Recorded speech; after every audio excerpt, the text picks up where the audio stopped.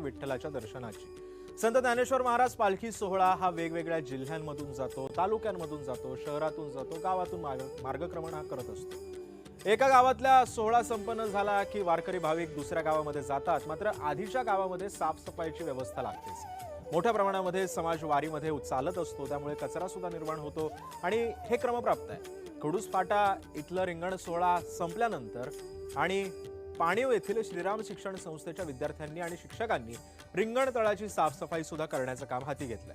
वारीमध्ये अशा अनेक प्रकारच्या सेवा सुद्धा केल्या जातात आणि त्याचंच हे एक उदाहरण आहे। त्यांच्याशी बातचीत केली आमच्या प्रतिनिधींनी, पाहूया।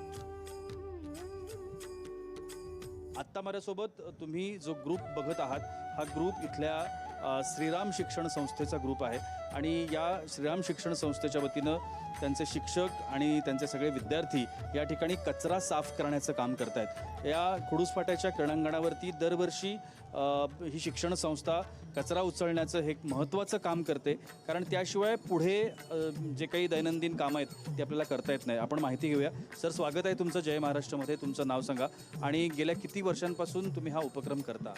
गेले आमचे संस्था जवळजवळ 1991 मध्ये चालू झालेले आहे। त्याच्यानंतर आम्ही 2008 पासून श्रीराम शिक्षण संस्था संचलित व पुण्यश्लोक अहिल्यादेवी होळकर सोलापूर विद्यापीठ सोलापूर यांच्या मार्गदर्शनाखाली आणि आमच्या संस्थेचे अध्यक्ष सन्माननीय प्रकाश पाटील व आमच्या संस्थेच्या मार्गदर्शक श्रीलेखा पाटील यांच्या मार्गदर्शनाखाली आम्ही प्रति वर्षी प्रमाणेच ह्यावर्षीसुद्धा आम्ही पालखी मार्गावरती अथवा ज्या ठिकाणी रिंगण असतं त्या ठिकाणी आम्ही योजना राबवतो।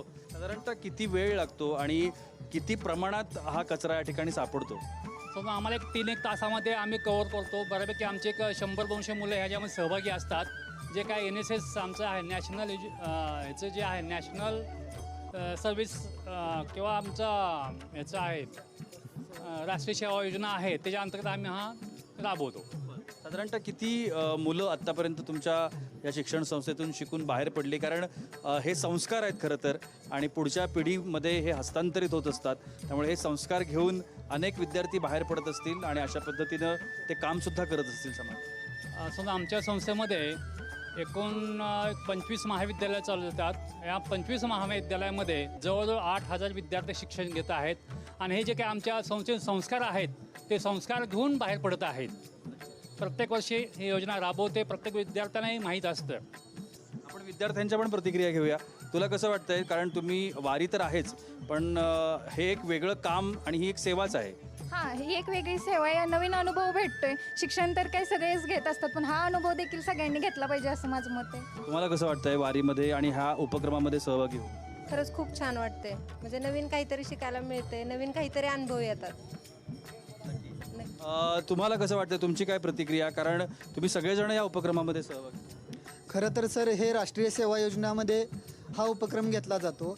संगणकशास्त्रातील विद्यार्थ्यांना सुद्धा सामाजिक बांधिलकी जपता यावी आणि वारकऱ्यांसोबत संवाद साधता यावा, कारण ऊन वारा पाऊस झेलत हे वारकरी हा प्रवास करत असतात। ज्यावेळेस ते इथं येत असतात त्यावेळेस निश्चितपणे ह्या विद्यार्थ्यांसोबत बोलल्यानंतर त्यांना सुद्धा कुठेतरी थोडासा दिलासा वाटत असतो, किंवा त्यांच्याकडून जो काय कचरा होतोय तो सगळा कचरा आम्ही ज्यावेळेस व्यवस्थितपणे करत असतो त्यावेळेस त्यांना सुद्धा त्या गोष्टीचा आनंद होतोय आणि त्यांच्याकडून सुद्धा ह्या विद्यार्थ्यांना अतिशय छान असे आशीर्वाद मिळतात। त्याच्यामुळे नक्कीच खूप छान असा उपक्रम शिक्षण संस्थेच्या माध्यमातून तुम्ही सगळेजण करत आहात। त्यामुळे आमचे प्रायोजक ग्रीन गोल्ड सीड्स यांच्याकडून तुम्हाला हे एक छोटंसं गिफ्ट, अतिशय सुंदर असा उपक्रम आहे। कारण वारी करत असताना, वारी मार्गावरून चालत असताना सगळे हरिनामाचा जयघोष करत असतात, पण हे एक जे महत्त्वाचं काम आहे, कारण गावाच्या गावं अशा पद्धतीनं वारगी मार्गामध्ये येतात आणि ती जर वेळेत साफसफाई झाली नाही तर रोगराई पसरू शकते, आजार पसरू शकतात।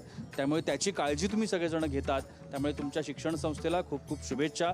तुमचीसुद्धा ही एक प्रकारची वारीच आहे आणि ती वारीसुद्धा सुफळ संपूर्ण हो असं आपण पांडुरंगाचरणी म्हणूया। कॅमेरामन नित्यानंद नाईकसह मी प्रशांत सागवेकर, जय महाराष्ट्रसाठी खडूस फाट्यावरून।